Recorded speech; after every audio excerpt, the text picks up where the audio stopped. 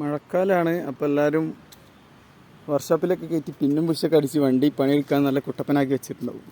അപ്പോൾ പിന്നും പുഷ് അടിച്ചവർ ഇതേപോലെ ഒരു ട്യൂബിൻ്റെ പീസ് ഒരു 2 ഇഞ്ച് കനത്തിൽ അല്ലെങ്കിൽ ഒരു 1.5 ഇഞ്ച് കനത്തിൽ കട്ട് ചെയ്തിട്ട് റൗണ്ട് ചെയ്ത് കുടുക്കി കൊടുത്തു കഴിഞ്ഞാൽ കണ്ടില്ലേ, നല്ല ഫിറ്റായിട്ട് കിടക്കും. ഒരു തുള്ളി ചളി ഒരു സാധനം അതിൻ്റെ ഉള്ളിൽ കയറില്ല.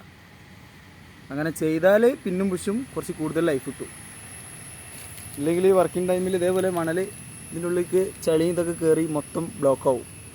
അതതിൻ്റെ ഉള്ളിൽ കയറി ഈ ഗ്യാപ്പ് ആദ്യം വലുതാവും, പിന്നെ പിന്നും പുഷും പോവും.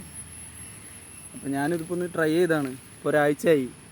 ആദ്യം ഞാൻ വിചാരിച്ച 1 മണിക്കൂർ പണിയെടുക്കുമ്പോൾ തന്നെ പൊട്ടിപ്പോകുന്ന, പക്ഷേ പൊട്ടൂല. ഇത് ജസ്റ്റ് ഒരു കെട്ടുകമ്പിയായിട്ട് വെറുതെ കെട്ടിയിട്ടതാണ്.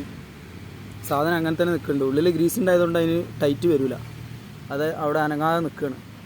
അപ്പോൾ അതേമാതിരി എല്ലാവരും ചെയ്ത് കൊടുക്കുക. ഈ സൈഡിലും കൂടെ എനിക്ക് ചെയ്യാണ്ട്.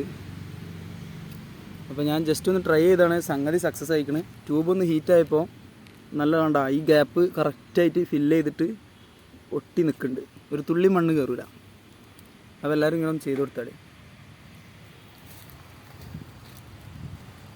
അതുകൊണ്ടാണ് നമ്മളെ പിന്നും പുഷും ബക്കറ്റിൻ്റെ പെട്ടെന്ന് പോണത്.